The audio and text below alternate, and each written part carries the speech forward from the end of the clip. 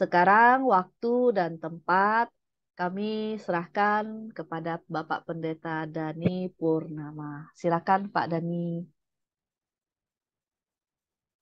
Baik, selamat malam Ibu-Ibu. Suara saya jelas terdengar Jelas Pak Dani. Malam, dari Pak. kota ujung utara. Baik, senang kita bisa bertemu lagi malam ini. Ini seri yang kedua. Tema kita malam ini setelah yang kemarin, apakah engkau mengasihi aku? Sekarang berjaga-jagalah. Ya, baik. Mari kita sebelum merenungkan firman Tuhan, kita bersama-sama berdoa. Tuhan, kami bersyukur karena Engkau senantiasa mengiring langkah kami. Kami tahu tanpa pertolongan Tuhan, tanpa penyertaan Tuhan, tanpa pemeliharaan Tuhan, kami tidak akan menjadi seperti adanya kami sekarang ini. Kami bersyukur untuk rahmat Tuhan yang selalu baru setiap pagi buat kami, mencukupkan kami untuk menjalani kehidupan dengan baik, bahkan kami boleh membagikan berbagai kelebihan yang kami dapatkan itu untuk kebaikan sekeliling kami. Malam ini Tuhan, setelah kami beraktivitas seharian, kami boleh bersekutu, kami boleh berjumpa dengan saudara-saudara kami, dan kami juga berjumpa dengan Tuhan yang mengasihi kami, termasuk ketika kami akan membaca dan merenungkan firman Tuhan. Kami mohon pertolongan Roh-Mu yang kudus untuk menerangi hati dan pikiran kami, supaya kami semua dituntun untuk diberi kepekaan mendengar suara Tuhan sendiri, menyapa kami masing-masing pribadi, untuk boleh menjadi orang-orang pribadi-pribadi yang berkenan di hati Tuhan, senantiasa berjaga-jaga, dan senantiasa hidup benar, kudus di hadapan Tuhan dan sesama kami. Tolong hamba-Mu di tengah segala keterbatasannya, pakai dia untuk menjadi alat saja di tangan Tuhan, menyatakan kebenaran firman Tuhan. Berfirmanlah ya Allah, karena kami siap untuk mendengarkan. Kami berdoa di dalam nama Tuhan kami, Yesus Kristus. Amin.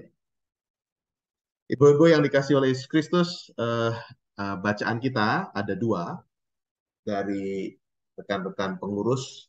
Saya diberikan satu ayat, Matius 26 ayat 41. Lalu nanti kita melengkapinya dengan satu perikop yang sudah sering kita baca, yaitu Matius 4 ayat 1-11, Yesus dicobai di padang gurun. Kita membaca dari Matius 26 ayat 41 dulu. Matius 26 ayat 41. Firman Tuhan di sana dikatakan demikian. Berjaga-jagalah dan berdoalah, supaya kamu jangan jatuh ke dalam pencobaan. Roh memang penurut, tetapi daging lemah. Matius 4 ayat 1-11. Firman Tuhan menyatakan demikian. Maka Yesus dibawa oleh Roh ke padang gurun untuk dicobai iblis. Dan setelah berpuasa 40 hari dan 40 malam, akhirnya laparlah Yesus. Lalu datanglah si pencoba itu dan berkata kepadanya, "Jika engkau anak Allah, perintahkanlah supaya batu-batu ini menjadi roti." Tapi Yesus menjawab, "Ada tertulis, manusia hidup bukan dari roti saja, tetapi dari setiap firman yang keluar dari mulut Allah." Kemudian iblis membawanya ke kota suci dan menempatkan dia di bubungan bait Allah, lalu berkata kepadanya, "Jika engkau anak Allah, jatuhkanlah dirimu ke bawah, sebab ada tertulis, mengenai engkau, ia akan memerintahkan malaikat-malaikatnya dan mereka akan menatang engkau di atas tangannya, supaya kakimu jangan terantuk kepada batu." Yesus berkata kepadanya, "Ada pula tertulis, janganlah engkau Nggak bisa, mencobai Dek. Tuhan Allahmu."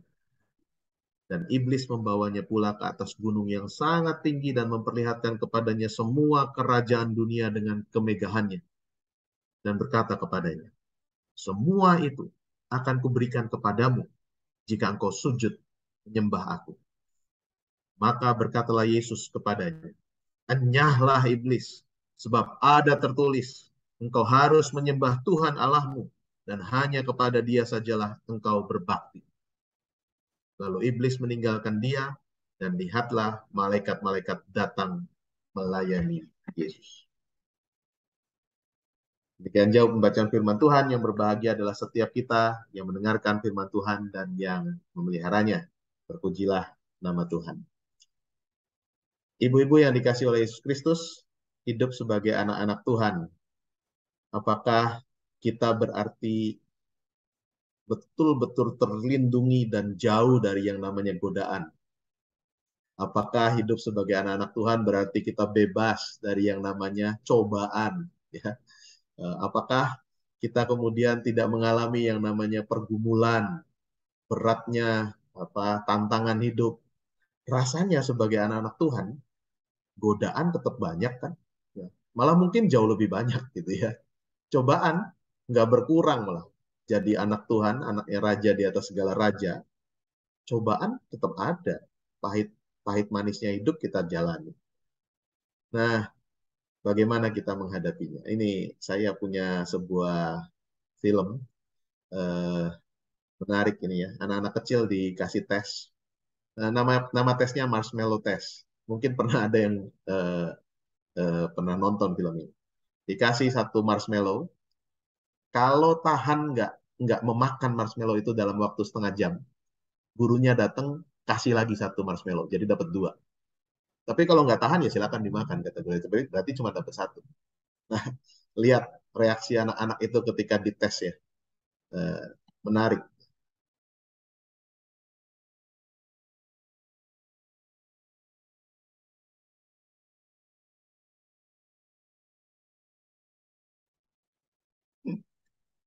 Sebentar saya matikan dulu. Oke, bagaimana ibu-ibu? Itu tes namanya ya. Eh, kita diminta berjaga-jaga. Kenapa sih kita mesti berjaga-jaga itu kan pertanyaannya ya. Kenapa kita diminta berjaga-jagalah? Saya share lagi deh.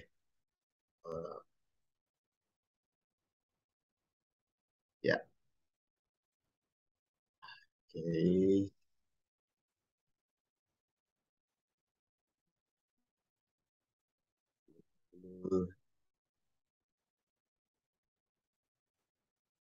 Ya,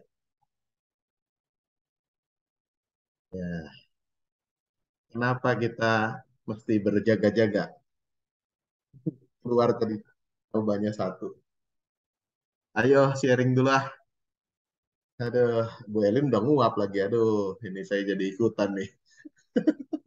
Habis minum obat. Iya ya, Bu. Ayo teman-teman, ibu-ibu, kenapa sih sampai tema ini keluar? Kenapa kita mesti berjaga-jaga?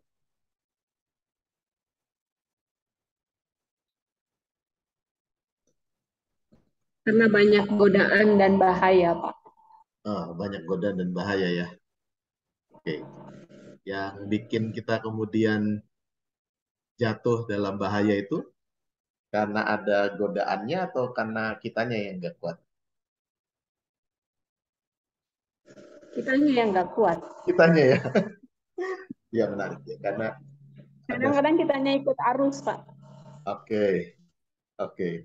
Jadi nggak salah yang goda kan? Yang salah Enggak, kita Pak. yang tergoda kan ya? Yang salah kita. Iya, iya, Kayak iya. tadi itu loh, Pak. Oke, Godaan bagi mereka sebenarnya. baik, baik. Jadi karena memang ada banyak godaan dan memang itu eh, menjatuhkan ya bahaya gitu ya. Oke, memang sih saya bilang saya menuliskannya gini. Kenapa kita perlu menjaga-jaga? Karena memang ada bahaya di sekitar kita. Nggak selalu aman kan sekeliling kita itu ya. Eh, Kami baru pulang dari Jogja Salatiga. Istri saya bilang di Jogja ini rame kelitih ya sekarang. Apa itu kelitih dia bilang? Kelitih itu anak-anak kecil bergerombol tiap malam, tengah malam, terus cari sasaran siapa aja orang yang lagi jalan gitu. Ya dia bisa digebukin, bisa diparang. Wah, ngaco, kejahatannya kriminal sekali. Jadi Jogja yang kami kenal itu kan dulu kota yang aman sekali. Kami merasa nyaman tinggal waktu kuliah, saya S1 S2 di sana. Rasanya udah nggak begitu gitu sekarang. Dan membuat kami jadi harus ekstra hati-hati, berjaga-jaga. Karena memang ada bahaya di sekitar kita. Yang kedua memang kita tidak tahu pasti kan apa yang akan kita hadapi di masa depan. Nggak tahu nih, eh, kita akan ngadepin apa di masa depan. Itu membuat kita juga jadinya hati-hati, berjaga-jaga. Ya. Oke, kita mengantisipasi, kita eh, tidak sembrono masa kini. Nah, yang pasti memang ada godaan atau cobaan. Nah, menarik tadi sudah diantar ya. Siapa sih yang salah kalau kita kemudian jatuh dalam godaan? Ada penggodanya atau kitanya? Gitu, ya. Tadi secara jujur ya yang salah sebenarnya kita, Pak, gitu ya. Karena ada orang-orang dengan gampang bilang ya, ya seperti itu kan, seperti awal mulanya dosa kan. Adam, kenapa kamu makan buah ini? Lalu Adam bilang apa? Ya karena perempuan yang kau tempatkan di sisiku Tuhan, gitu kan? Jadi yang salah siapa? Yang salah perempuan yang ada di sisiku dan engkau yang menempatkannya di sisiku. Nyalahkan orang lain toh. Lalu ketika Hawa ditanya, Hawa, kamu kenapa ambil buah itu? Ular ini sih Tuhan. Ngasih. Jadi yang salah siapa? Yang lain, bukan saya. Tapi menarik nih, rupanya udah banyak belajar kelihatannya ya, kalau ibu-ibu di kota wisata bahwa yang salah bukan penggodanya, Pak. Saya yang tergoda, itu yang salah ketika kemudian jadinya tergoda dan jatuh. Menarik ya, kalau mendengar kata cobaan, artinya apa cobaan itu? Dalam bahasa Indonesia artinya memang justru satu yang positif loh dilihatnya ya. Kamus Besar Bahasa Indonesia mengatakan cobaan itu sesuatu yang dipakai untuk menguji. Alat tes, tes ketabahan, eh, tes iman. Ya. Jadi ini alat tes. Menarik. Cobaan itu tidak selalu dipandang negatif. Ada orang yang memandangnya justru kan, kenapa Tuhan memberikan saya cobaan? Buat saya susah. Buat saya nggak bisa begini, begitu. Saya nggak bisa melakukan apa yang saya mau. Oh, tapi di dalam beberapa kamus, termasuk kamus bahasa Indonesia, justru cobaan itu dianggap sebagai sebuah ujian. Ujian terhadap ketabahan iman dan daya tahan. Dan menarik memang kalau dalam bahasa Yunani dipakai kata peirazein atau peirazo, gitu kata kerja kalau pakai oo ya, menguji. Eh, Cobaan atau peirazein itu punya dua sisi memang. Ada sisi ujian, eh, ujian ini godaan, tetapi juga ada sisi tes, temptation. Eh, Jadi ada dua apa ini? Dua bagian ya. Satu sisi memang cobaan itu bisa dipakai sebagai godaan yang bisa menjatuhkan, tapi juga bisa dipahami, dilihat sebagai tes atau ujian supaya kalau ujian kan berarti supaya seseorang itu naik kelas. Dua sisi itu ada di dalam kata peirazein. Nah, tema kita hari ini, malam ini adalah berjaga-jagalah. Tema ini mau mengingatkan kita bahwa menjalani hidup sebagai anak-anak Tuhan, seberapa taat kita, seberapa kuat kita dekat dengan Tuhan, kita kerap diperhadapkan dengan berbagai cobaan yang menimbulkan, sampai juga menimbulkan pergumulan batin. Karena kita kerap juga ada di persimpangan jalan, memilih mana keluar dari cobaan ini. Ada jalan pintas, ada jalan memutar, kita ada di persimpangan jalan, jalan yang mudah, atau jalan ketaatan, yang kadang untuk benar itu tidak mudah. Nah, di titik itulah sebagai anak-anak Tuhan kita diminta untuk berjaga, waspada.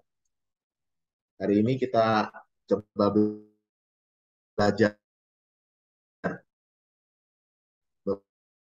beberapa hal ya tentang pencobaan, godaan. Yang pertama-tama kita melihat pencobaan atau godaan itu memang bisa menjatuhkan dan menjauhkan kita dari Allah. Maka waspadalah, waspada dengan itu. Ya.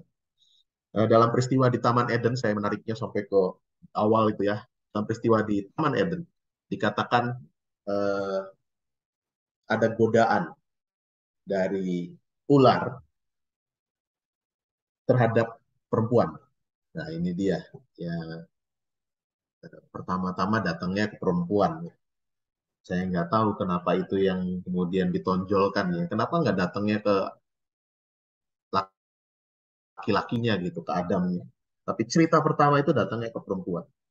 Dan ular ini membelokkan firman Tuhan. Eh, Tuhan kan bilang, pokoknya kalau kamu makan buah pohon pengetahuan yang baik dan benar itu, kamu akan mati. Iblis bilang sekali-kali kamu tidak akan mati. Tapi Allah mengetahui bahwa pada waktu kamu memakannya, matamu akan terbuka dan kamu akan menjadi seperti Allah. Tahu tentang yang baik dan yang jahat. Dan setelah digoda dengan cara firman Tuhan dibelokkan ini, perempuan itu melihat kan, waduh, ternyata memang buah pohon itu menarik, baik untuk dimakan dan sedap kelihatannya. Lagi pula pohon itu menarik hati. Kenapa? Karena memberi pengetahuan, memberi pengertian. Lalu dia ambil, dimakan, dan diberikan juga bagiannya kepada suaminya. Dan ikut makan.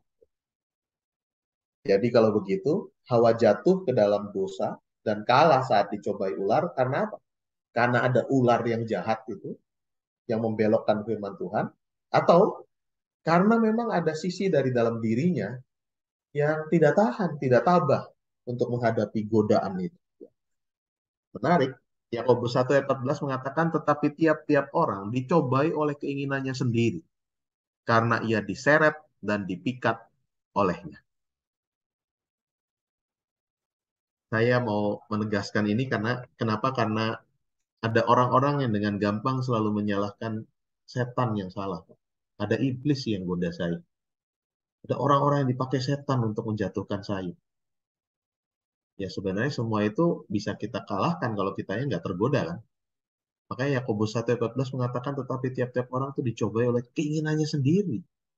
Karena ia diseret dan dipikat olehnya. Jadi dalam soal pencobaan, ada faktor penggoda memang. Tapi juga ada faktor dalam diri kita yang harus kita waspada. Faktor dalam diri kita itu dipenuhi rupa-rupa keinginan, keinginan hati, hawa nafsu. Nah, itu yang turut bicara dalam jatuhnya seseorang dalam godaan. Karenanya waspadalah di sana. Iblis dengan segala tipu dayanya itu bisa menjatuhkan dan menjauhkan kita dari Tuhan dan kebenaran.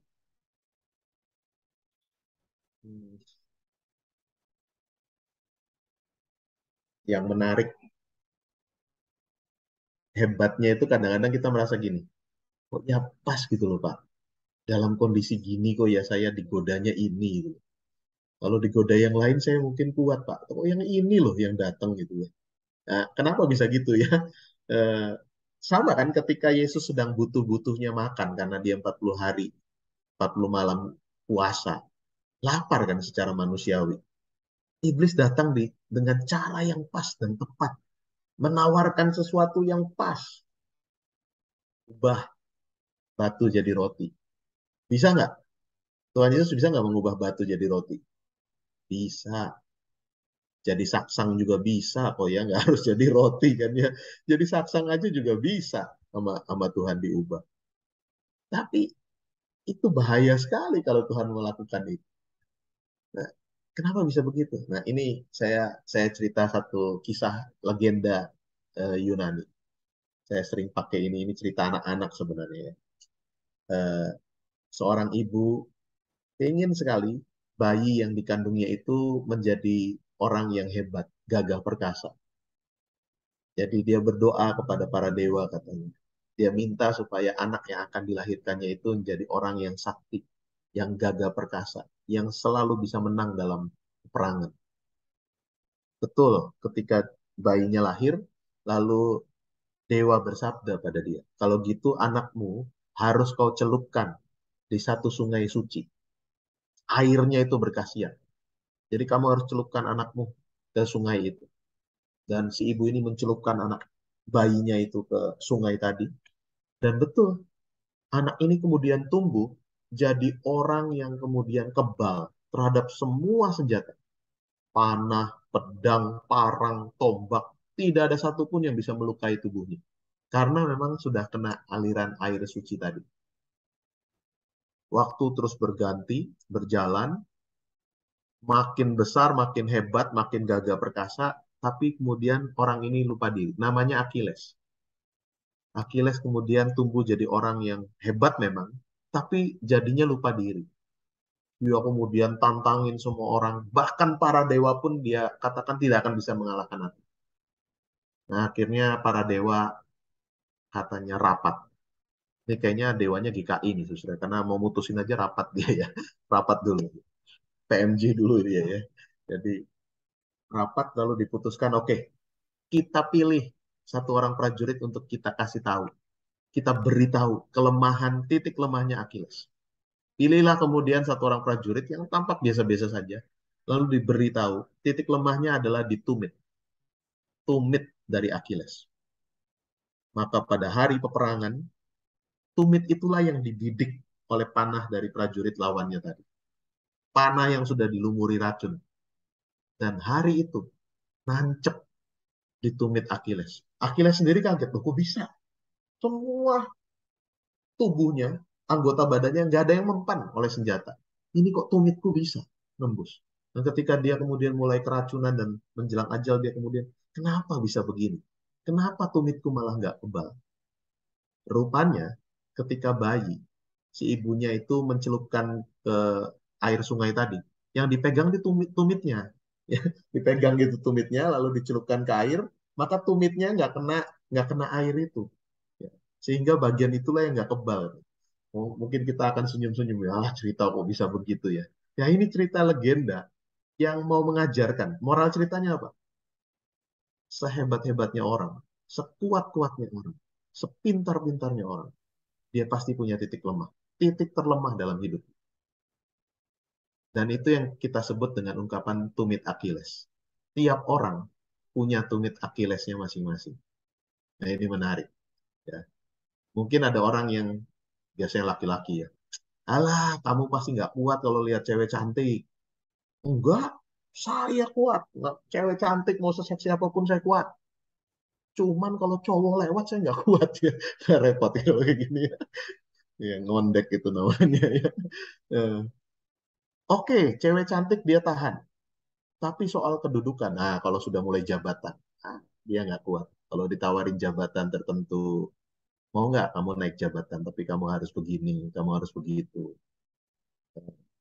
2 minggu lalu saya ketemu dengan seorang bapak di Bandung. Dia kata, saya sedih karena teman saya sama-sama di tentara.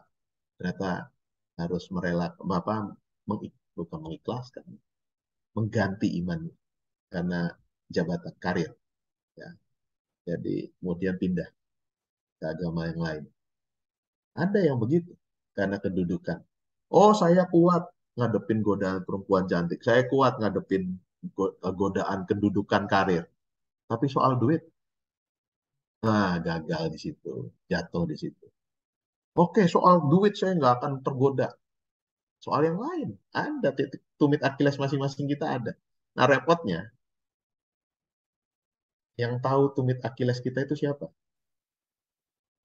Titik terlemah kita masing-masing. Kan beda-beda tiap orang ya. Tiap kita beda-beda. Bu Elin, Bu Evita, Bu Evi, saya. Tumit Achilles kita beda-beda. Nah, yang tahu siapa? Tuhan pasti tahu. Kita pasti tahu. Kita sendiri masih tahu dong. Ya. Cuman repotnya ada satu lagi yang tahu. Yaitu iblis. Itu dia gitu kan. Tokoh ini juga tahu masalahnya. Dan titik itu yang terus kemudian dibidik. Maka kemudian kita ngerasa, kok pas banget ya? Tahu aja gitu. Saya lemahnya di sini. Gitu. Ya, ya iya, karena memang itu yang kemudian diarah oleh si penggoda ini. Ya. Nah, sekali lagi cuman, mau nggak kita digoda di titik itu? Tumit Achilles Yesus. Ada tuh tiga-tiganya di situ. Saat dia lapar. Saat dia rindu untuk semua menjadi miliknya. Saat dia juga rindu supaya orang-orang tahu bahwa dia adalah anak Allah yang diutus. Itu kan kerinduan-kerinduan Tuhan Yesus. Dan itu yang dibelokkan oleh iblis. Kan? Godaannya jelas banget. Ya udah kalau kamu lapar, bikin batu ini jadi roti. Loh kalau kamu mau semua orang mengakui kamu adalah anak Allah, jatuhin dirimu dari bait suci, nanti ada malaikat. Semua orang melihat, oh iya ini anak Allah ini. Oh, kalau kamu mau semua ini jadi milikmu, nggak usah lewat jalan salib. Sakit. Cukup pakai cara gampang aja, nyembah saya sekali.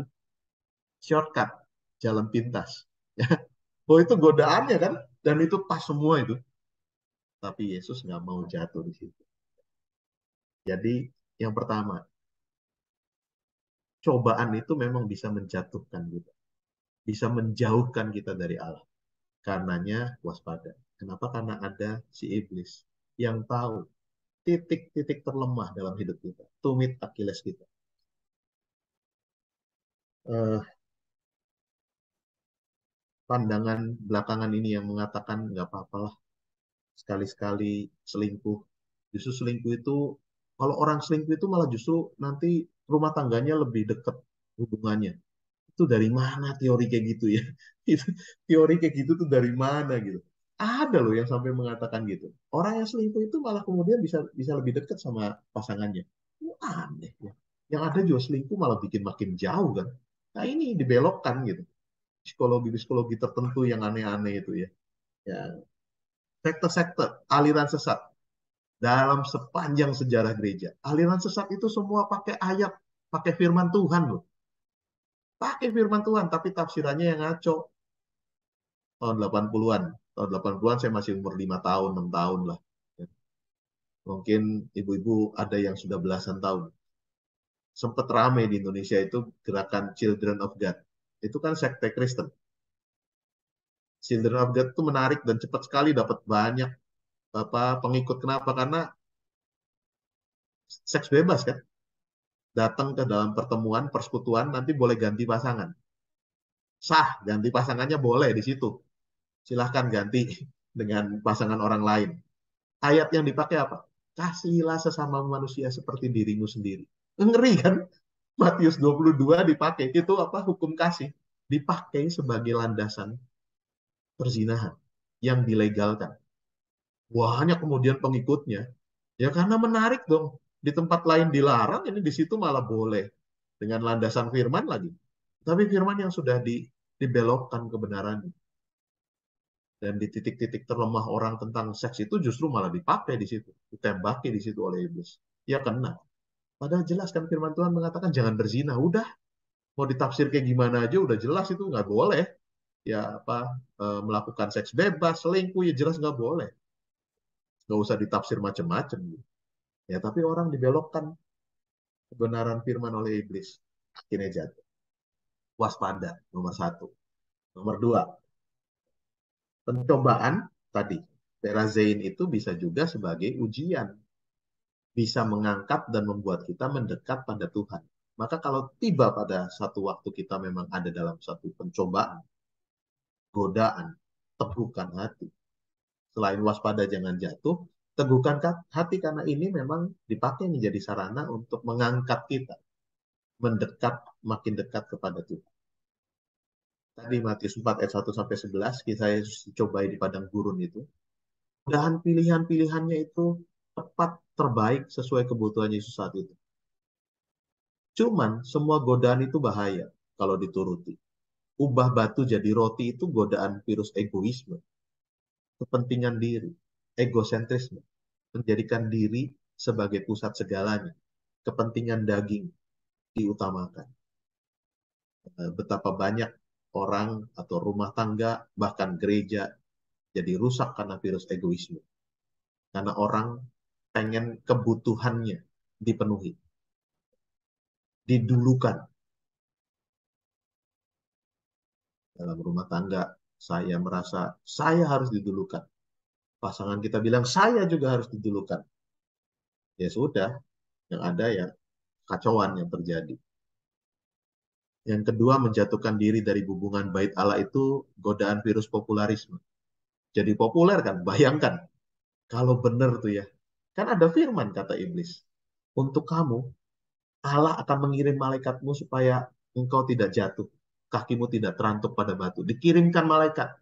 Bayangkan kalau hari itu Yesus terjun dari hubungan bait Allah. Itu kan tempat yang paling ramai se-Yerusalem pada masanya. Begitu Yesus terjun, tiba-tiba muncul malaikat, blong gitu, menatang Yesus dengan sayapnya. Apa kamu nggak kemudian orang jadi kagum-kagum tuh, viral itu langsung kan, langsung jadi rame itu kalau ada Facebook, Instagram langsung, wah ini betul nih, ini anak Allah ini. Dengan cepat Yesus akan punya jutaan follower, pengikut. Nggak usah repot-repot tuh kan, langsung dapat follower. Nggak cuma 12 orang yang kemana-mana cuma itu ngikutin. Tapi itu godaan popularisme bahaya sekali.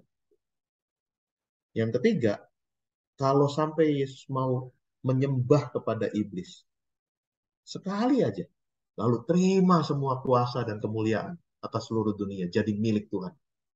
Itu berarti dia jatuh pada godaan virus kompromisme. Kompromi dengan kuasa jahat, dengan kegelapan. Dia tunduk, nggak lewat jalan salib untuk menjadikan dunia milikku, milik Kristus. Itu bukan lewat jalan salib akhirnya, tapi lewat kompromi dengan si iblis. Wah, mengerikan. Takluk pada kuasa iblis. Ya kalah sebenarnya. Nggak punya kuasa untuk mengalahkan dosa kalau gitu. Yesus meneguhkan hati untuk kemudian tidak mengikuti godaan dari iblis itu. Dia menang melawan egoisme, lawan popularisme, lawan kompromisme. Akibatnya apa?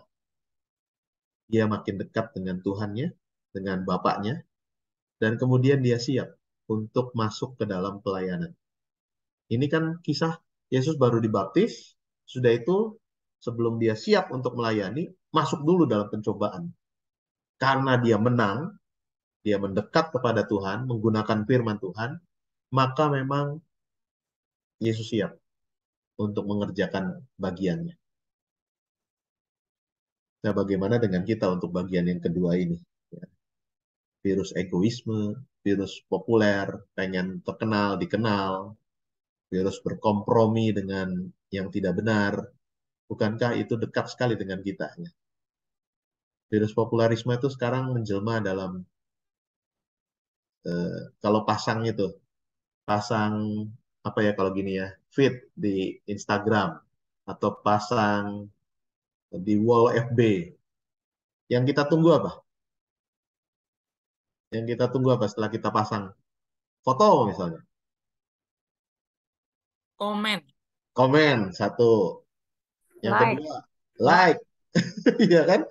Kalau setelah 3 jam, ya kok like-nya cuma 2 gitu. Rasanya kok, aduh kok gimana ya ini ya, kurang kurang sensasional apa ya gitu ya. Rasanya ada yang hilang kan. Kita pengen sekali dikenal, jadi populer. Lalu rasanya kalau udah like-nya banyak, bangga sekali. Komennya banyak, bangga sekali. Hati-hati. Kalau cuma itu yang kemudian jadi tujuan kita, berarti memang hidup kita cuma ditaruh pada popularisme. Maknanya cuma kalau like-nya banyak, saya merasa berharga. Kalau like-nya sedikit, lalu saya menjadi nggak berharga. Wah, cuma gara-gara itu ya. Eh, Kompromi dengan yang tidak benar. Hati-hati tadi yang saya katakan.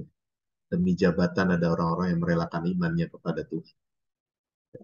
Itu itu yang kemudian menyedihkan kalau sampai begitu.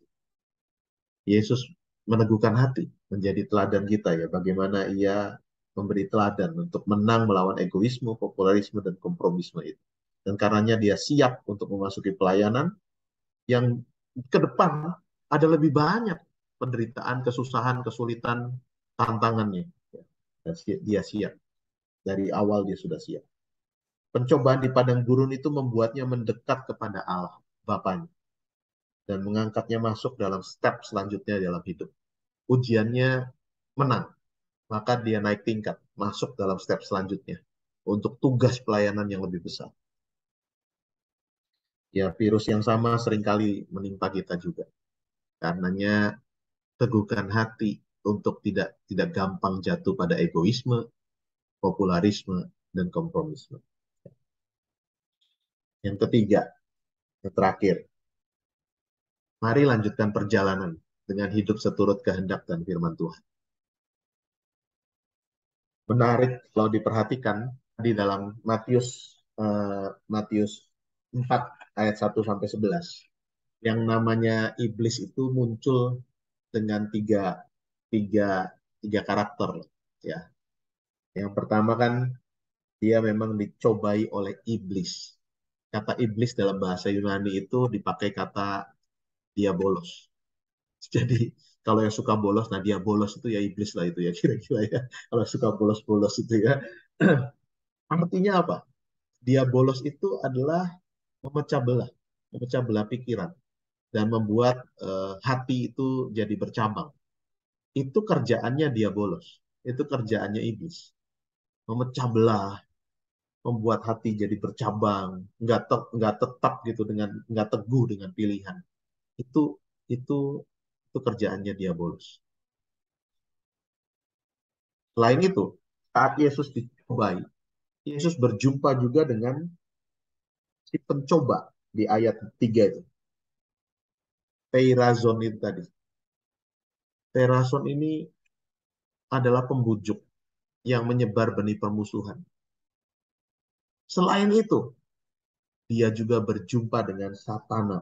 Makanya Yesus bilang kan ya, apa, itu loh, di bagian mana nih dia bicara tentang Satana. Jadi kalau Satana itu adalah setan, Satan, yang kerjanya menyeret orang ke jalan yang sesat. Tiga-tiganya muncul loh karakter itu dalam cobaan Yesus, pencobaan Yesus. Ada dia bolos yang memecah belah pikiran supaya nggak fokus pada Tuhan, pada kehendak Tuhan, membuat hati jadi bercabang. Ada perazon yang mencobai, menyebarkan benih-benih permusuhan, dan dia juga bertemu dengan Satana yang bisa menyeretnya ke jalan yang salah, yang berbeda dari kehendak Allah Bapa, yaitu ke jalan sesat. Bagaimana cara Yesus menghadapinya, merespon itu? Dia pakai firman. Dia memakai firman. Iblis pakai firman loh, itu ngerinya loh. Iblis ini kan malaikat yang jatuh. Jadi mereka juga dekat awalnya dengan Tuhan, dengan Allah. Dia pakai firman, dia tahu firman. Dan hebatnya yang dikutip iblis kali ini nih, bukan seperti di kejadian yang dibelokkan gitu. Yang dikutip iblis itu persis. Makanya kalau kalau ibu-ibu punya Alkitab yang begini nih, masih yang Alkitab ya, bukan yang Alkitab ya. Coba baca yang bagian Matius 4 ayat 1 sampai 11 itu. Di bagian bawahnya itu ada catatan kecil-kecil. Itu ayat referensi. Jadi misalnya ketika iblis bicara di ayat 2, ayat 3 maaf. Ya, ayat 3. Jika engkau anak Allah, perintahkanlah supaya batu-batu ini menjadi roti. Itu ada, eh, bisa dilakukan. Atau misalnya ketika dia bicara, jatuhkanlah dirimu ke bawah, sebab ada tertulis mengenai engkau, ia akan memerintahkan malaikat-malaikatnya. Itu ayat berapa? Ayat 6. Kejadian Matius 4 ayat 6. Itu ada di Mazmur 91 ayat 11 sampai 12. Ada dikutipnya persis, nggak diubah sedikit pun. Persis. Tapi maknanya yang dibelokkan. Pemaknaannya yang kemudian disesatkan. Itulah Satan, setan. Nah, Yesus membalas iblis yang pakai firman. Dia pakai firman juga. Ini dia nih ya persoalannya. Dia tahu mana yang benar, sebenar-benarnya firman Tuhan. Dia pasti punya keinginan hati. Punya. Dia punya kepengenan nggak? Punya.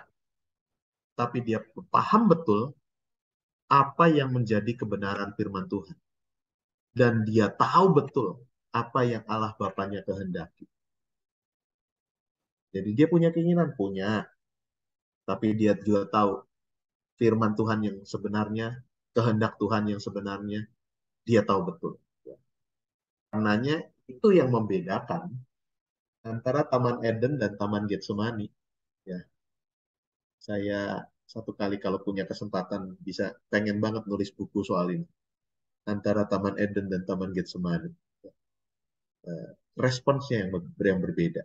Di Taman Eden, manusia Adam pertama itu gagal karena menuruti kehendak pribadinya. dan menjauh dari kehendak Tuhan karena dibelokkan oleh si penggoda. Mereka lihat, aduh betul buahnya menarik, apalagi memberi pengertian tentang yang baik dan jahat. Saya pengen jadi sama seperti Allah. Kepengenan jadi sama seperti Allah itu godaan terbesar. Lalu mereka jatuh di sana karena menuruti hawa nafsu. Yesus sekian ribu tahun kemudian di Taman Getsemani, dia punya keinginan nggak? Punya. Kalau boleh, Tuhan, cawan ini lalu daripada. Itu keinginan Yesus. Jangan minum cawan pahit ini. Sakit, menderita. Kalau boleh lalu daripadaku. Itu keinginannya Tuhan Yesus. Tapi Yesus juga kemudian tahu. Tapi itu yang Bapaknya kehendaki. Cawan itu harus diminum supaya hutang dosa bisa dibayar lunas. Dan itu berarti harus lewat jalan salib, bukan lewat jalan lain yang mudah. Tidak ada shortcut untuk penebusan dosa. Maka Yesus menutup doanya di Taman Getsemani dengan katakan apa? Bukan kehendakku yang jadi, melainkan kehendakmu saja yang jadi. Itu bedanya. Kalau di Taman Eden, kehendakku yang harus terpenuhi. Saya pengen jadi sama seperti Allah. Di Taman Getsemani sebaliknya. Bukan kehendakku yang jadi, tapi kehendakmu yang jadi. Hidup seturut dengan kehendak dan firman Tuhan. Itu resepnya sebenarnya kan. Supaya kita bisa berjaga-jaga. Yesus di Taman Getsemani itu membawa murid-murid dan kemudian ngajak mereka. Berjaga-jagalah dan berdoalah. Supaya kamu jangan jatuh dalam pencobaan. Kenapa? Karena roh memang penurut. Nurut roh itu. Tunduk. Tetapi daging lemah. Ini yang gampang kemudian jatuh. Nah, apa yang bisa kita jadikan tips untuk berjaga-jaga? Saya dapat singkatan STAR. Jadilah bintang ya. Gimana untuk jadi star? Ya. Beberapa waktu yang lalu saya khotbah di GKI Gejayan.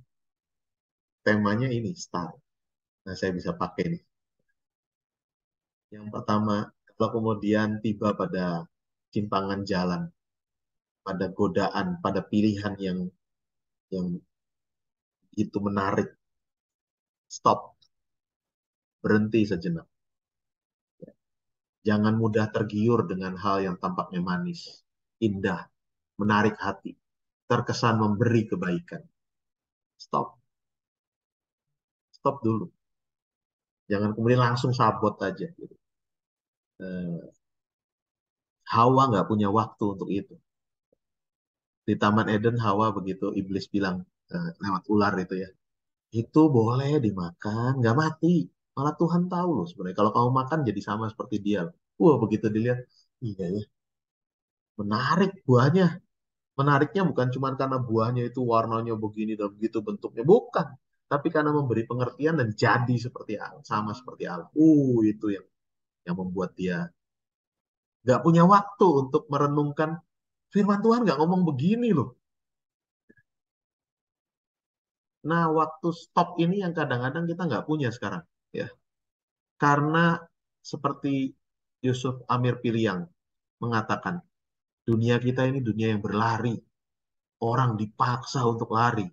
Karena kalau jalan ketinggalan, apalagi kalau cuman jalan santai gitu ya, wah ya ketinggalan. Maka kita dipaksa untuk begitu cepat berlari. Semua dibuat tergesa-gesa. Semua dibuat pengen buru-buru. Semua pengen cepat.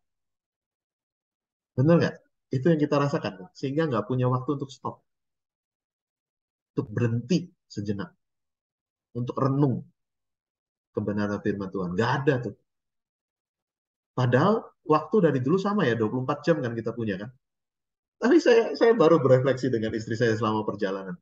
Dulu tuh ya, waktu kita mahasiswa kayaknya waktu banyak bener ya. Jogja tuh kayaknya lambat bener waktu gitu. Tapi sekarang, cepat sekali kayaknya ya berlalunya gitu. Kenapa ya? Gitu. Ya saya bilang dulu kita pakainya mesin tik kok ya. Belum punya gadget, belum punya apa kok ya. Mau ngetik aja masih mikir kan. Ngitung dulu supaya spasinya sama di kanan, rata kanan. Itu kan mesti dihitung kata-katanya, bener nggak? Pilih kata loh supaya rata kanan itu bener. Mesti tambahin spasi, dihitung. Karena sekarang nggak pernah mikir gitu kan. Semua diatur nanti oleh oleh komputer itu gue ya. Jadi rata kanan. Nggak punya waktu untuk stop. Tapi puji Tuhan sih, menurut saya pandemi ini membuat kita sebenarnya direm. Saya sih merenungkannya gitu. Salah satu nilai positif dari pandemi, manusia itu direm dari kecepatan yang udah over menurut saya. Yang sampai kemudian pada titik tidak lagi merasa perlu Tuhan. Karena semua ada dalam genggaman. Semua bisa dibeli. Semua rasanya pengetahuan sudah ada dalam tangan saya. Tapi pandemi membuat kemudian kita stop lagi. Ada titik-titik kita kemudian harus mengatakan, saya nggak bisa apa-apa. Uang saya nggak berarti apa-apa. Kepintaran saya nggak punya arti apa-apa.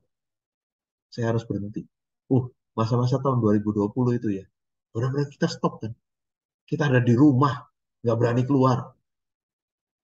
Lalu kemudian terjadi banyak hal yang timbul lagi. Yang lama-lama udah tenggelam, udah hilang. Di depan rumah saya itu ada pohon mangga yang setelah pandemi itu jadi ramai dengan burung lagi. Kicauan burungnya jadi yang sesuatu yang amat mahal dulu kan. Sekarang ada lagi gitu. Karena alam jadi punya waktu untuk relaksasi. Kita juga sama. Stop, yang hal yang pertama. Untuk mengatasi godaan, cobaan. Stop, berhentilah sejenak.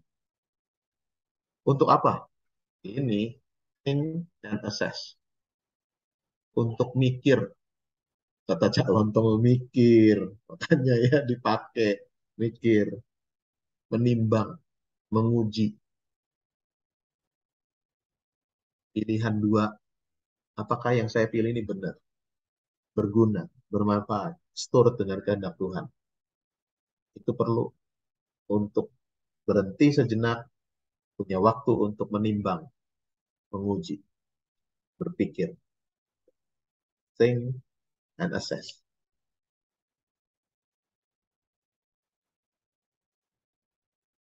Baru kemudian respon.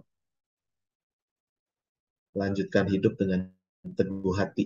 Menolak yang tidak sesuai kebenaran dan tidak ada kompromi untuk itu. Itu yang bisa menjadi tips mestinya. Diingetin aja kata star ya. Kalau mau jadi bintang, nggak harus populer dengan foto di pinggir jurang gitu. Supaya jadi tenar ya. Kalau mau jadi star gitu, terkenal adalah orang-orang yang memang menang menghadapi godaan. Stop, think, assess, respond. Respon dengan tentu dengan pegangan pada seperti teladan Yesus. Berpegang pada kebenaran firman Tuhan yang sejati. Dah, itu yang saya bagi hari ini. Silakan Bu Elin dipandu lagi. Ya, Ya, luar biasa nih Pak Pendeta Dani mengenai pencobaan ya. Ibu-ibu di sini ada yang mungkin mau bertanya atau mau mengkonfirmasi apa yang sudah disampaikan oleh Bapak Pendeta Dani. Ini kita masih ada waktu banyak nih kayaknya nih sampai jam banyak ya. 9 nih. Iya, Iya, sampai jam 12 juga bisa Bu, saya lagi libur ini kok. pencobaan itu Pak. Percobaan gitu ya. Saya coba satu, Bu Elin. Pak Ya, Iya, Dani. Devi. Mari. Eh, sebenarnya sih bukan, saya nggak tahu, bukan pertanyaan, tapi mungkin hanya pernyataan aja sih. Ya. Artinya ini sepertinya memang kalau yang seperti yang materi ini pencobaan kayak gitu ya, susah-susah gampang kali ya. Karena kadang-kadang kan gini, susah gitu ngebedainnya, Pak. Kayak taruhlah kita sudah melakukan yang start ini ya, stop, think, think, apa sih, assess dan Asas. respon gitu ya. Eh, tapi kan tetap kita diperhadapkan pada pilihan kan itu ya Pak ya, ya kan? Nggak serta merta begitu kita sudah melakukan ini langsung udah Oh iya. ketahuan gitu jawabannya. Kan kita manusia ya Pak, bukan malaikat yang bisa tahu banget gitu. Oh ini nih maunya Iya, iya. Tuhan, ini Iya. nih suara Tuhan. Nah kadang-kadang kita nggak sadar bahwa itu sebenarnya cobaan kita, itu sebenarnya pilihan yang sebenarnya itu merupakan pilihan, tapi kadang-kadang kita merasa oh sudah ini nih jawaban Tuhan ini nih, dengan asumsi kita sendiri bahwa ini cara Tuhan menjawab apa yang harusnya kita pilih kan gitu ya. Nah, eh, saya nggak tahu ya, kadang-kadang itu mungkin buat saya ya, mungkin buat saudara-saudara yang lain mungkin nggak pernah merasakan itu. Tapi kalau untuk saya sendiri, saya jujur suka mengalami bahwa eh, ada kasus-kasus atau ada kondisi-kondisi tertentu yang akhirnya membuat sebenarnya ini saya harus milihnya yang mana ya, karena menurut pemikiran pemikiranku sendiri sudah ini nih yang benar. Tapi kan saya nggak tahu juga apakah itu yang benar juga menurut Tuhan gitu kan. Tapi orang kan bilang kita nanti bisa bayangkan dong kalau bagaimana kedekatan kita dengan Tuhan, kita pasti bisa dengar apa kata apa suara Tuhan gitu ya. Ya, ukuran kedekatan itu sebenarnya seperti apa juga. Saya udah dekat misalnya ya, udah merasa dekat. Apakah memang benar udah deket sampai kita tahu banget itu jawabannya, yang kayak gitu-gitu kan ya Pak? Iya, Saya iya, nggak tahu apakah itu jadi pertanyaan apa itu untukku untuk apa menjadi pergumulan sendiri sih. Kalau kalau iya, menghadapi kalau apa kalau berbicara soal cobaan kayak gitu ya, itu betul. yang sering mungkin ya mungkin bisa dilihat nanti dari hasilnya. Nah, tapi kan sebelum ada hasil kan kita harus milih dulu, Iya, gitu kan? iya. Kita harus Kan milih dulu takut supaya salah bisa pilih tahu kan? hasilnya. Iya, Ya, iya. Nah, betul. itu kan ya Pak. Jadi itu tadi saya bilang susah-susah gampang juga ya Benar. sebenarnya. Ya memang intinya sih memang benar-benar kita harus berhenti, terus kita harus dengerin kata Tuhan, kita harus menggumuli segala macam. Di mana titik-titik akhirnya sampai kita selesai bergumul dan kita harus memilih jalannya itu, Iya, misalnya yang betul. ke kiri atau yang ke kanan. Nah, kan kita harus bergumul. Sampai berapa lama kita harus bergumul untuk memutuskan apakah kita harus rapat seperti GKI. Iya, betul. Betul. Yang kayak gitu-gitu sih Pak, saya nggak tahu ya apa. Iya, iya. Maksudnya minta coba bagaimana masukan dari Pak Pendeta. Iya. Eh, se- Tentu sebagai manusia kita pasti sehebat-hebatnya kita ya. Se- Seupaya dekatnya kita dengan Tuhan, tetap kita manusia yang terbatas.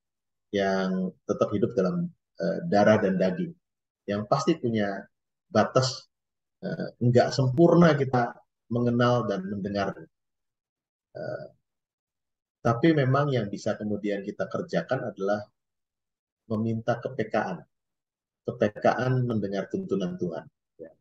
Nah, kepekaan ini kan diasah, bukan sesuatu yang juga jalan begitu saja. Kepekaan ini, eh, ya betul, tadi kan dibilang, misalnya kedekatan kita dengan seseorang. Eh, saya punya sahabat, tanpa dia ngomong pun sebenarnya saya tahu dia lagi punya masalah. Atau dia sedang gembira hatinya. Itu kelihatan gitu. Dan itu kenapa bisa begitu? Karena kedekatan yang sudah kita jalin sekian lama, dan itu membuat kita punya kepekaan. Sebenarnya itu juga yang mestinya kita kita bina dengan Tuhan. Nah, membina kedekatan dengan Tuhan ini yang justru makin ke sini makin susah kan kita kita kerjakan. Dengan begitu banyaknya kebisingan di sekitar kita, kesibukan. Kebisingan ini maksudnya ada suara-suara yang begitu banyak kan di sekitar kita sekarang ini. Yang membuat kita akhirnya bingung, ini suara Tuhan yang mana ya? Nggak peka gitu dengan tuntunan Tuhan. Kepekaan itu bisa juga membuat seseorang kan nggak harus dengar suara Tuhannya kayak zaman Abraham. Tuhannya langsung ngomong. Eh, Bisa lewat orang yang kadang tak terduga loh. Ya, Bu Evi, saya ngalami misalnya ketika satu waktu saya drop sekali dengan kondisi pelayan.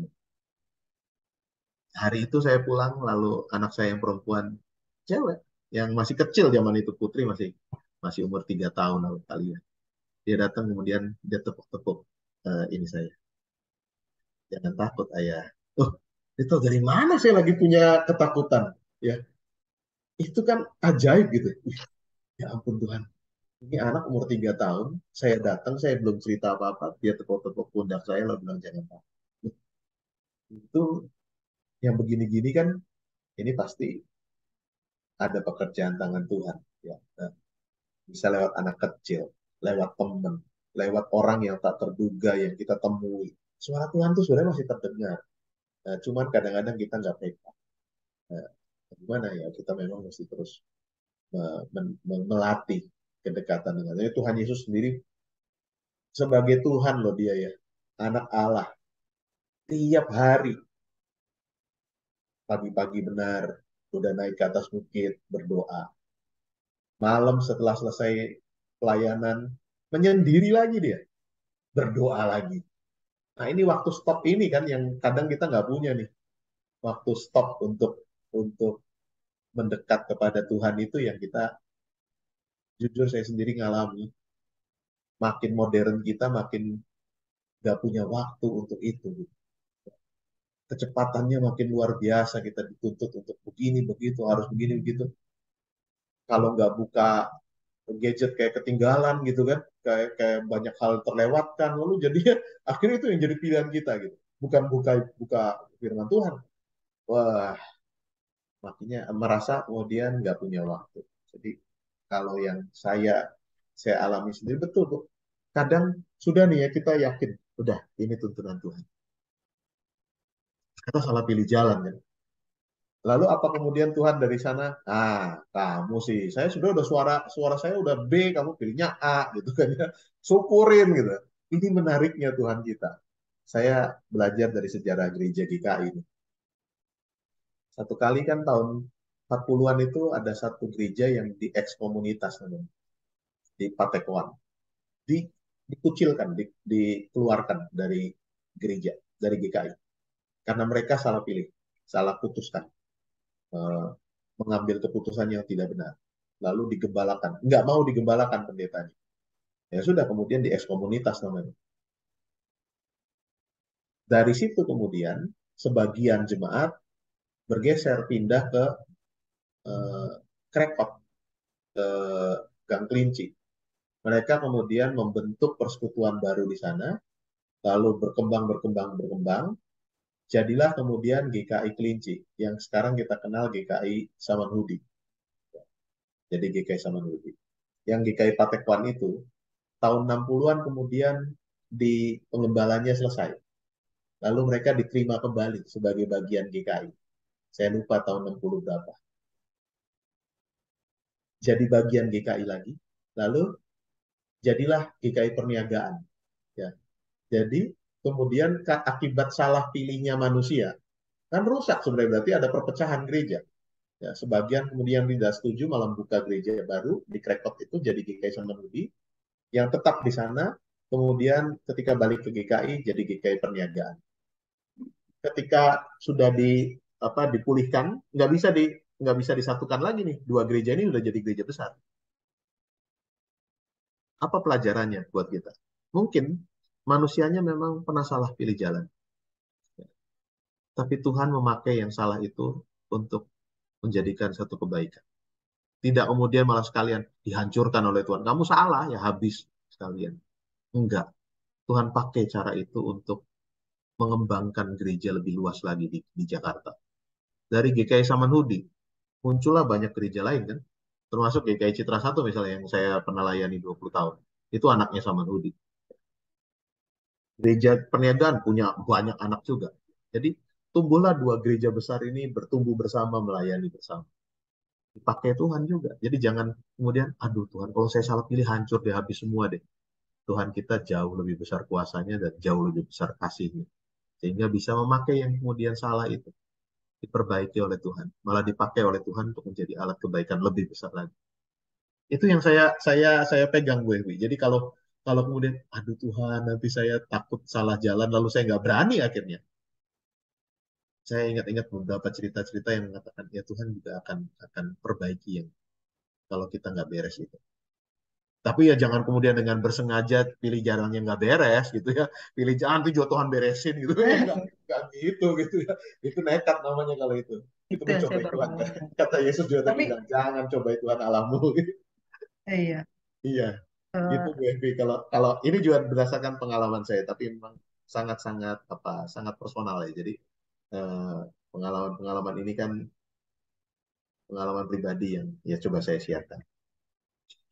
nah iya, satu lagi Pak, saya Iya, jadi ingat juga iya. kayak tadi contoh juga misalnya si Putri yang tiba-tiba datang terus ngomong Iya, apa jangan takut gitu kan ya iya, Pak, iya. anak-anak itu ya.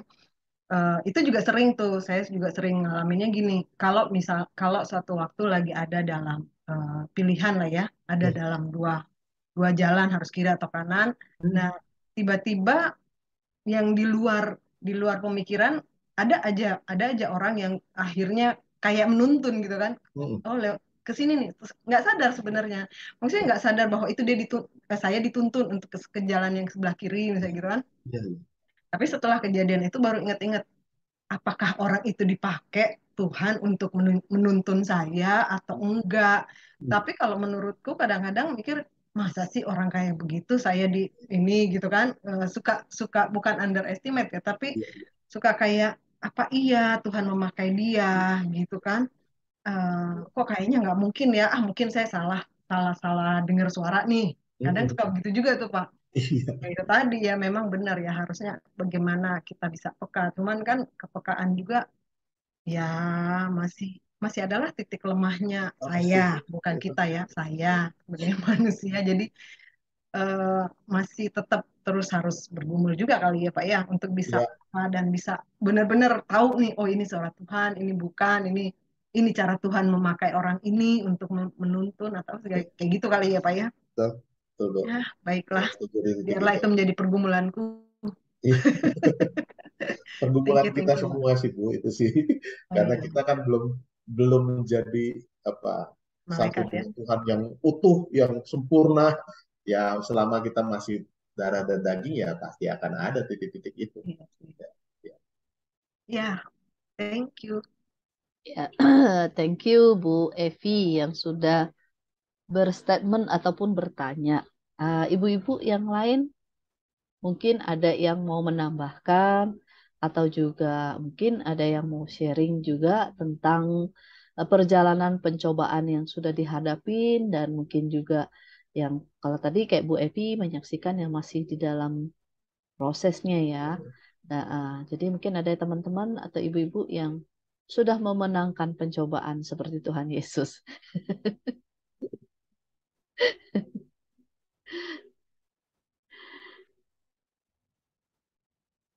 Kita waktu juga masih ada nih, tersisa nih di sini. eh Ya, mungkin 10 menit lagi kali ya. Nanti kan kita akan tutup dengan ujian dan doa. Memang Izin saya Bu. nambahkan dulu ya, Bu. Jadi gini, Oh ya, iya, ini memang kadang-kadang ya zaman dulu itu kan tersangka kalau rumah tangga rusak itu mesti laki-laki. Ngaco, yang ngaco itu laki-laki, yang selingkuh itu laki-laki. Belakangan ini yang namanya iblis menurut saya bekerjanya nggak pakai cara itu lagi. Eh, Menghancurkan gereja itu bukan bukan para pendetanya yang dihabisi, bukan. Kalau mau menghancurkan gereja itu bukan bukan para pimpinannya yang dihabisi. Pendeta jatuh, gereja tetap bisa berdiri kok. Yang dihabisi sekarang itu adalah rumah tangga. Siapa tiang rumah tangga? Tiang rumah tangga terkuat itu bukan suami. Ada banyak bapak yang justru nggak terlalu aware dengan pendidikan anak, dengan apa. Tapi selama istrinya kuat, rumah tangga itu kokoh. Gitu. Tapi sekarang yang disikat itu justru adalah ibu-ibu. Saya kaget-kaget karena beberapa kali justru belakangan ini nanganinya justru yang bermasalah kaum ibu. Yang berselingkuh, berselingkuhnya aneh-aneh. Jadi eh, lewat, aduh, reuni SMA, lalu mulai lagi punya nomor telepon teman masa lalu, ya, mulai dengan chat WA, ya, yang belakangan lewat grup chat yang aneh-aneh, grup chat yang belajar psikologi bareng, belajar Inggris, melatih apa kefasihan berbahasa Inggris, itu kan banyak ditawarkan, lalu orang ikut gabung di situ. Ada aja yang kemudian jadi saling saling kontak di luar grup. Saya bukan ngalamin, saya eh, mendapatkan cerita itu dari anggota jemaat. Aduh, istri saya Pak ternyata kena. Ya memang belum sampai ketemuan secara fisik, tetapi lewat yang ini nih, yang ada dalam genggaman kita sekarang ini nih, iblis bekerja. tanpa kita sadar loh, lewat caranya yang smooth. Kalau dulu kan terhadap laki-laki godaannya langsung di depan mata, cewek cantik gitu kira-kira gitu. Ini lewat kebutuhan-kebutuhannya. Saya kurang diperhatikan suami, lewat chat diperhatikan oleh cowok lain yang dari negeri antah berantah. Tapi pinter sekali menggodanya dengan kata-kata manis, seakan-akan berharga perempuan itu di tangan dia, lepek-lepek langsung. 2-3 orang saya sudah tangani itu. Dan begitu si ibu yang kena, ambruk keluarga. Jadi siasat iblis menghancurkan gereja lewat dihancurkan keluarga-keluarga Kristen. Lewat siapa sekarang? Tiang yang paling kuatnya yang dihabisi. Ibu-ibu, perempuan-perempuan yang selama ini jadi pelindung, jadi pemersatu di keluarga. Itu justru yang lagi dihabisi. Maka saya bilang tema ini pas banget ya. Berjaga-jagalah buat kaum perempuan. Tudingannya dulu kan selalu laki-laki yang ngaco dalam kehidupan rumah tangga.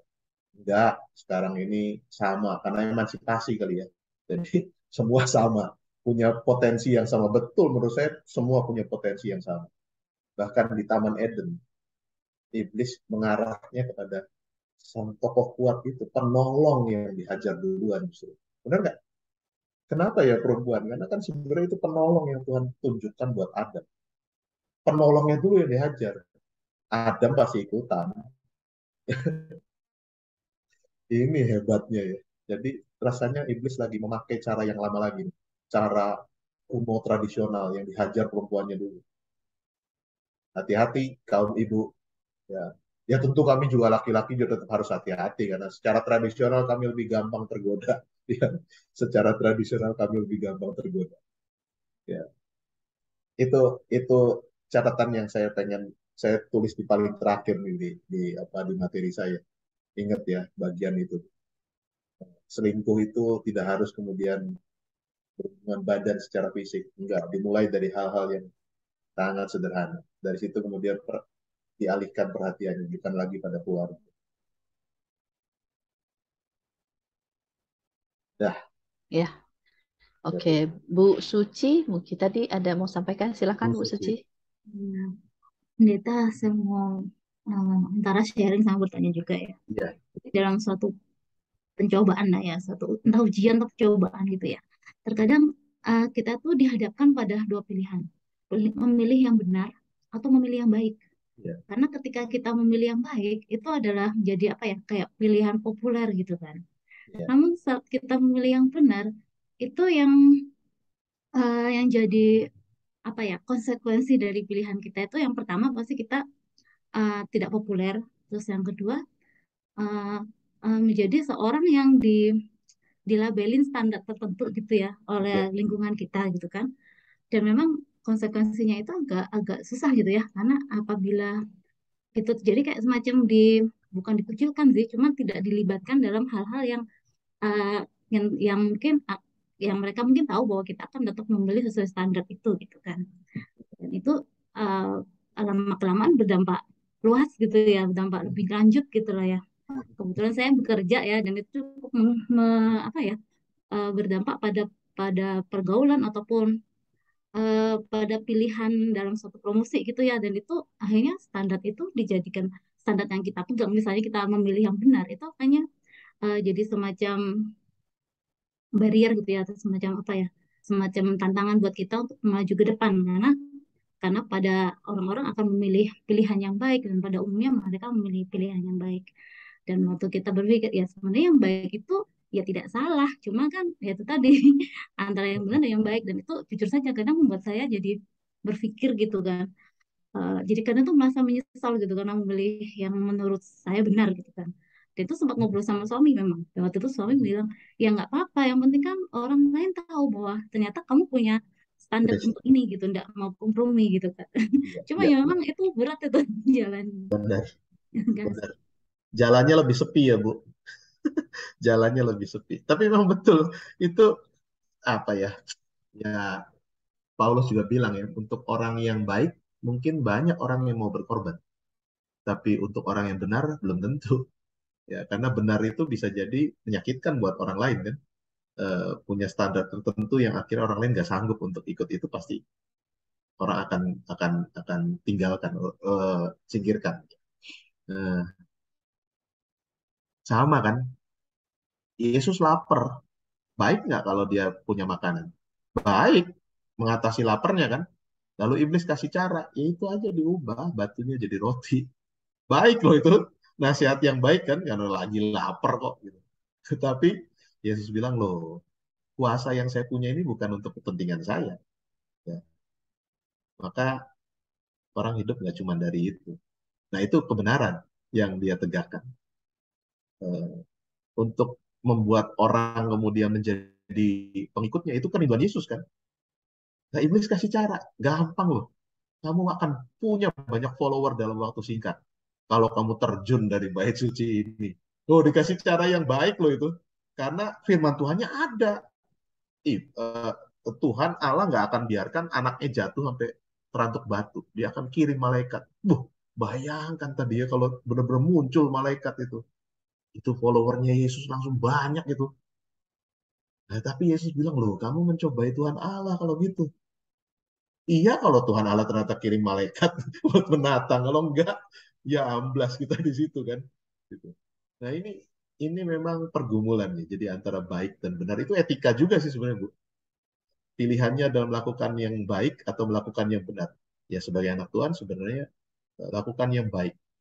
Lakukan yang benar dan mendatangkan kebaikan, gitu kan ya. Yang benar itu mendatangkan kebaikan buat yang lain. Saya pernah kasih contoh di mana ya, saya lupa. Di GKI Indramayu ini kan gedungnya itu tinggi sekali, sangat tinggi karena bangunan Belanda. Lalu punya jendela yang gede-gede. Wah, Bu Evi ya pasti pernah lah ke GKI Indramayu dulu ya. Itu apa, jendelanya kan gede-gede. Kalau dibuka itu angin, wah enak bener gitu. Lalu satu hari ada teman-teman itu yang alumni dari GKI Indramayu bilang, kita bantu GKI Indramayu kasih AC yuk. Dikasih AC. Kita sumbang AC-nya. Baik nggak? Baik, supaya mama-mama kita, oma-oma kita itu nggak kepanasan. Baik toh. Tapi yang tidak baiknya adalah kita nggak mikirin. Ya pasang AC dengan gedung yang sangat tinggi gitu. Berarti AC-nya mesti yang PK-nya sangat kuat kan. Kalau PK-nya sangat besar, berarti butuh listrik yang sangat sangat besar. Akibatnya kalau butuh listrik yang sangat besar, biaya untuk listriknya aja berarti sangat sangat besar. Padahal untuk ngasih JKH pendetanya kadang-kadang kesulitan gitu. Bu Evi ketahuan pasti di sini ya. Indramayu, Kuningan gitu kan. Sudah deh itu kan. Eh, Apakah kemudian ini jadi sesuatu yang benar? Lalu kita berpikir ulang tuh soal itu. Baik sih, niatnya baik. Tapi ternyata belum tentu benar. Akhirnya sempat ditunda tuh. Belakangan ini saya datang lagi, udah dipasang AC sekarang, benar-benar dipasang ya. Ya nggak tahu dananya dari mana nih untuk bayar listrik. Tapi sejauh yang kami pikirkan dulu ya janganlah, karena itu akan merepotkan gitu. Kalau bikin bikin orang jadi malah susah gitu ya. Jadi baik saja nggak cukup, benar Bu Suci. Yang justru harus tadi ya, Yesus justru memberi contoh, memang jalannya jadi sepi Bu. Jalannya sepi kadang sendirian. Nah itu jalan yang Yesus tempuh kan. Ketika dia menegakkan kebenaran, nggak sekedar cari popularitas karena berbagi yang baik-baik aja gitu. Ya jalannya sepi. Tapi jalan sepi itu justru mendatangkan kemudian berkat kebaikan. Yang kadang kita baru menikmatinya, wah berapa waktu ke depan orang baru bilang, bener loh ternyata bersuci. Ya. Waktu yang dia ngotot itu ya dulu itu. Nah, memang kita baru metiknya, wah berapa setelah kita udah habis-habisan sebenarnya. Digebukin orang, dihajarin orang, baru orang, ternyata kamu tuh bener ya gitu. Iya, ya. Upamu besar di sorga itu ya bener di situ. Itulah Bu Suci ya. Jangan goyah, jangan kompromi tadi. Pasti nggak gampang, nggak gampang. Tapi Tuhan kasih kasih contoh dan ya bisa tuh, ada yang bisa terus dikerjakan. Kalau nggak selalu kita berhasil ya nggak apa. Tapi kita belajar untuk terpegang kebenaran supaya nggak ada kompromisme tadi. Begitu Bu Suci. Ya, kadang kita lewat jalan yang sepi, Bu. Tapi ternyata banyak Ekspektasi. banyak juga teman yang lewat jalan sepi, Bu. Jadi ini ketemulah ya di jalan yang sepi itu ya dengan beberapa teman. Nah, perlunya komunitas sebenarnya di situ. Komunitas yang sefrekuensi. Jadi saling menguatkan, nggak sendirian. Semoga menguatkan Bu Suci. Ya, ini masih ada waktu sih untuk satu pertanyaan lagi deh. Ayo masih terbuka nih ibu-ibu. Kan kita sebagai ibu-ibu nih di dalam menjalani kehidupan sehari-hari banyak kali ya mengalami pencobaan ataupun godaan. Kalau tadi saya sih berpikir godaan supaya diet kok nggak diet nggak tuntas-tuntas. Godaan makanan ini. Aduh, tumit Eh, Akilas kita sama jangan-jangan nih, Bu. godaan makanan selalu aja ada makanan enak ketika udah mau niat gitu. Ayo ibu-ibu masih ada satu pertanyaan kesempatan pertanyaan lagi ataupun sharing yang dapat kita bagikan di persekutuan malam hari ini. Bu Elin izin. Ya, silakan Kak Uti ya. Iya. Iya, silakan Kak. Ini Pak Dani. Iya. Tadi kan yang kita bahas tentang berjaga-jaga itu dalam konteks kita menghadapi pencobaan gitu ya. Dan yang kita bicarakan, yang kita bahas, yang kita pelajari adalah bagaimana kita meneladan Tuhan Yesus gitu. Dan Pak Dani juga udah sampaikan tips gitu ya tentang STAR itu. Pertanyaan saya, apakah berjaga-jaga di sini ini sama dengan berjaga-jaga dalam konteks perumpamaan gadis yang bodoh dan gadis yang bijaksana itu yang menantikan mempelai datang gitu karena menarik sebenarnya ilustrasi yang tadi disampaikan tuh yang tentang apa marshmallow test itu menarik tuh ya kita kalau nggak berjaga-jaga so what gitu kita bisa aja bertanya begitu gitu ya terus nanti dijawab iya nanti kan kamu jatuh kalau kamu nggak berjaga-jaga nah kalau aku jatuh so what gitu nanti kan ada lagi pertanyaan seperti itu Iya, gitu iya, dan kita nanti apa ya kita tuh suka excuse gitu ya iya. kita kan manusia lemah kita ini bukan manusia yang sempurna wajar dong kalau kita jatuh gitu akhirnya ada excuse seperti itu gitu tapi kalau apa ilustrasi tadi tuh menarik gitu karena kalau kita nggak berjaga-jaga, kita nggak akan mendapatkan marshmallow yang kedua gitu yang dijanjikan itu gitu yang sedang kita Iya, tunggu-tunggu betul, betul, gitu. Jadi betul. apa memang kita dipanggil untuk berjaga-jaga sih ya supaya pelita kita tetap menyala gitu kan sampai pada akhirnya gitu. Mm-mm. Apakah sama ini Pak berjaga-jaga di sini? Iya, ya. Jadi kalau yang eh, saya jadi baru mikir ulang nih, Bu. Ketika Bu Putih ya ini ya tadi ya. Iya. Putih bilang apa sama nggak ya?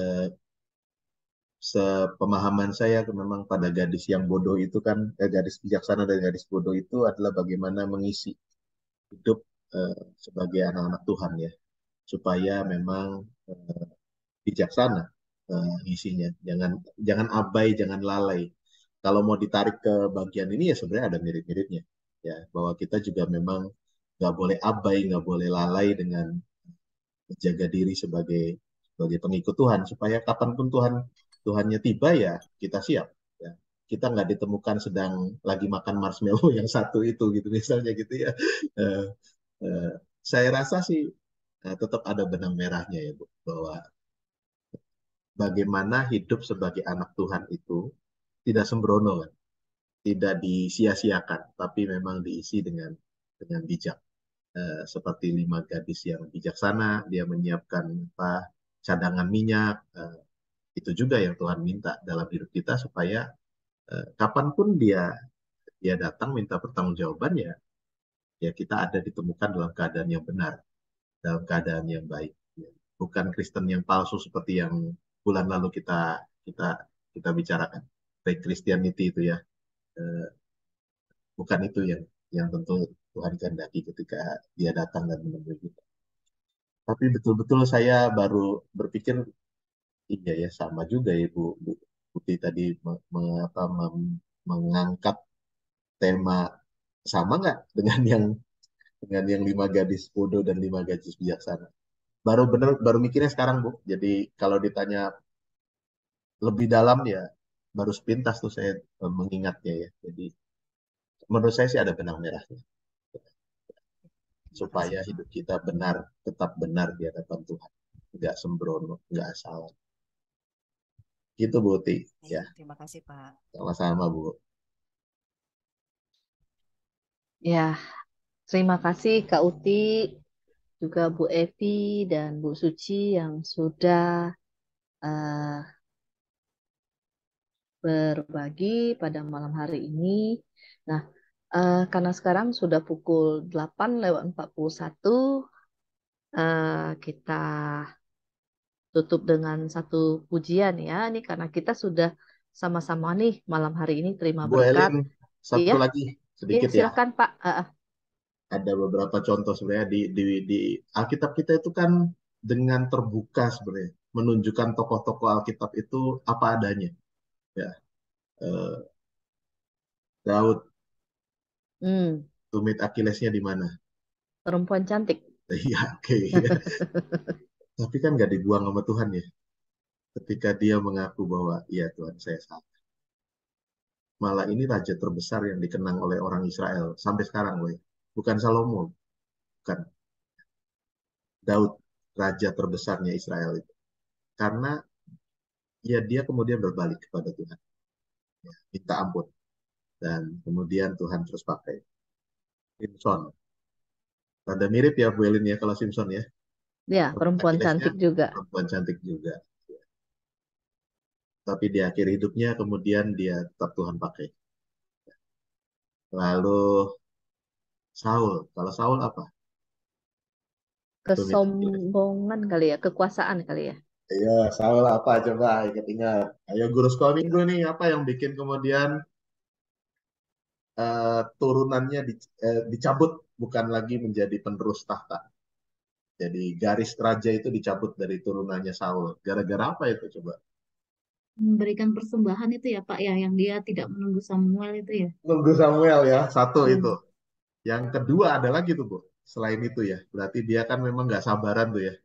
Lalu dia ngerasa bisa lah saya juga gitu. Itu tadi yang Ibu Elin mungkin katakan kesombongan tuh ya. Ngerasa udah jadi Hmm. raja, punya kedudukan, kuasa, lalu dia merasa bisa, saya juga melakukan ini. Yang kedua tuh ada soal harta loh itu.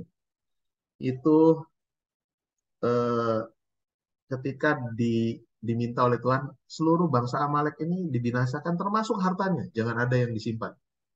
Nah, dia simpan kan harta Amalek itu. Karena menarik, dikumpulkan.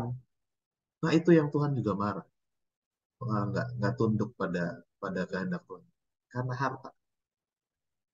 Eh, Kalau dari Bu Ririn menambahkan apa? iri hati Pak, benar ya Pak?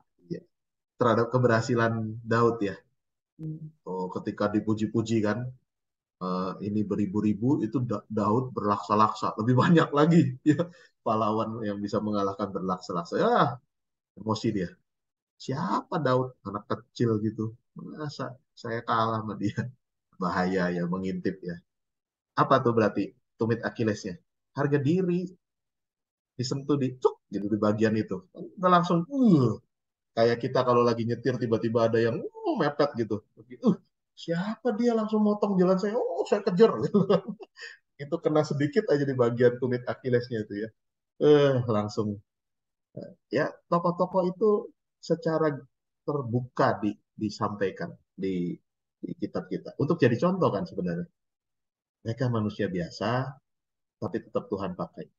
Ya ada juga yang akhirnya tidak lagi Tuhan pakai seperti Saul, seperti Salomo. Salomo itu jatuhnya akhirnya jadi perempuan dan akhirnya dia terbawa menyembah berhala. Nah, istrinya 700, gundiknya 300. 1000 loh itu gimana itu merawatnya itu ya. Satu aja pusing kita ini ya. Ini 1000 istri dan gundik. Akhirnya dia terbawa penyembahan berhala. Itu kejatuhannya Salomo. Bukan dipandang sebagai raja terbesar loh Salomo itu. Justru kerajaan Israel terpecah belah setelah Salomo. Terbelah dua kan setelah Salomo. Aduh, sayang. Dari awalnya luar biasa ya Salomo itu ya. Raja yang hikmatnya luar biasa. Ketika disuruh minta apapun, hebat loh. Dalam doanya dia cuma minta beri hikmat. Bukan minta kekayaan, bukan minta kekuasaan yang besar. Enggak. Hebat loh awalnya, tapi jatuh di belakang. Jadi hati-hati nih, bahwa ya yang namanya iblis itu kan malaikat hebat zaman dulu, yang awal-awal mungkin ya panglimanya tentara malaikat. Jadi dia juga punya taktik yang udah jauh lebih kuno dari yang kita punya, gitu kan. Lebih hebat dari yang kita punya. Maka ya dia tahu titik terlemah hidup kita, tumit Akilas kita masing-masing. Karenanya berjaga-jagalah, sadarlah bahwa iblis itu berjalan berkeliling seperti singa yang mengaum, katanya ya, yang Petrus mengatakan itu. Jangan sampai engkau diterkam olehnya. Caranya gimana? Hiduplah dalam komunitas yang saling menjaga. Tadi punyalah waktu untuk stop bersama dengan Tuhan, berpikir, memikir, menimbang, menguji, baru kemudian merespon dalam pegangan firman Tuhan. Itu Bu Elin sebagai kata penutup. Oke, terima kasih Pak Pendeta Dani. Luar biasa nih. Tadi berkat yang sudah kami terima semua, terima kasih ya Pak Dani. Nah, karena kita sudah sama-sama dapat kata penutup juga dari Pak Dani, ah, ya terima kasih. Ini kita doa penutup dan kemudian lagu Bapa terima kasih ya. Mungkin doa penutup saya persilakan khusus untuk dari Pak Dani untuk doa penutup. Mari ibu-ibu kita bersama berdoa. Ya Tuhan, Sang Pemilik kehidupan kami bersyukur Tuhan memanggil kami, memilih kami menjadi anak-anak kepunyaan Tuhan. Dan sebagai milik kepunyaan Tuhan, hidup yang kami jalani adalah hidup yang terberkati.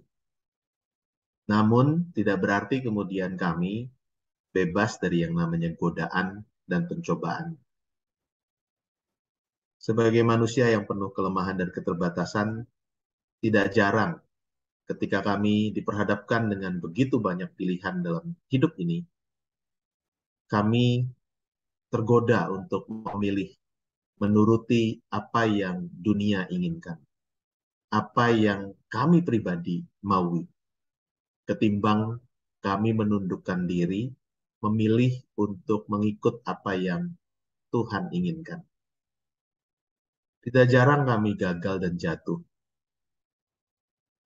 Untuk itu, kami mohon ampun. Kami mohon Tuhan memberikan kami juga kekuatan untuk bangkit, memperbaiki diri, menambal luka yang pernah ada, supaya kemudian kami tidak lagi mengulanginya di waktu mendatang. Kami juga pernah berhadapan dengan godaan dan pencobaan yang justru kami lihat, kami pandang, kalau Tuhan mengizinkannya terjadi, itu supaya kami diangkat pada step yang lebih tinggi, lulus ujian untuk makin dekat bersandar pada kekuatan Tuhan. Dan untuk hal-hal seperti ini kami mensyukurinya Tuhan, supaya kehidupan kami menjadi teladan baik buat orang-orang di sekitar kami, bahwa di tengah keterbatasan kami pun bisa tetap keluar sebagai pemenang karena bersandar pada kebenaran firman Tuhan. Ajar kami Tuhan untuk waspada terhadap godaan dari iblis yang tahu betul titik-titik terlemah dalam hidup kami. Karenanya kami mohon perlindungan dari Tuhan, supaya kemudian kami menang atas pencobaan ini. Kami berdoa Tuhan untuk komunitas kami, kaum perempuan di GKI Kota Wisata. Biarlah kami saling menguatkan, saling menjagai, saling mengingatkan, saling mengasihi, supaya kemudian ketika ada teman yang jatuh dalam pencobaan. Tidak kami singkirkan, melainkan kami raih, kami kuatkan, kami pulihkan di dalam Tuhan. Seraya kami juga menjaga diri kami, supaya kami tetap kuat berjalan di dalam jalan kebenaran. Sekalipun untuk itu kami harus mengalami begitu banyak konsekuensinya. Tuhan, kami mengingat saudara-saudara kami yang belum bergabung bersama dengan kami. Mungkin karena mereka punya pergumulan tersendiri, punya acara kegiatan tersendiri. Biarlah Tuhan di tengah setiap hal yang sedang mereka hadapi, Tuhan menopang dan menolong mereka. Supaya pada waktunya mereka juga boleh bergabung bersama dengan kami, tumbuh bersama dalam komunitas ini. Buat saudara-saudara kami yang sedang ada dalam keadaan sakit, kami percaya mereka juga ada dalam cinta kasih Tuhan. Kuasa Tuhan cukup untuk memberikan kelegaan, kekuatan, bahkan pemulihan dan kesembuhan. Karenanya biarlah saudara-saudara kami merasa bahwa kuasa Tuhan tetap ada, mengiring mereka. Tuhan ada di dekat mereka. Bekerja lewat tangan para dokter, lewat obat-obatan yang dikonsumsi, lewat terapi yang dilakukan, dan terutama lewat perawatan penuh cinta kasih dari anggota keluarga. Kami berdoa buat kami masing-masing pribadi dan keluarga. Biarlah kami di tengah menjalani keseharian kami terus berada dalam tuntunan tangan Tuhan yang kuat. Supaya apapun yang kami hadapi, pergumulan yang kami temui dalam kehidupan ini, tidak menghancurkan kami, melainkan membuat kami makin kuat bersandar pada Tuhan dan melanjutkan kehidupan keluar sebagai pemenang. Kami akan mengakhiri persekutuan kami malam ini. Kami akan beristirahat dan biarlah dalam istirahat itu perlindungan Tuhan nyata. Supaya esok hari ketika kami bangun, kami sungguh merasakan rahmat baru dari Tuhan untuk melanjutkan kehidupan. Pertemukan kami dalam kegiatan persekutuan kaum perempuan GKI Kota Wisata di bulan yang akan datang. Biarlah kami kembali boleh bertemu dalam cinta kasih dan sukacita dari Tuhan sendiri. Terima kasih Bapak. Kami mengakhiri kegiatan kami ini dengan penuh syukur dan menerima berkat dari cinta kasih Tuhan buat kami. Di dalam nama Tuhan kami Yesus Kristus, kami naikkan doa kami. Bapak terima kasih. Sudah selesai persekutuan malam kaum perempuan malam hari ini. Terima kasih Pak Dani. Terima kasih Bu Elin, Bu Ibu. Ya. Terima kasih.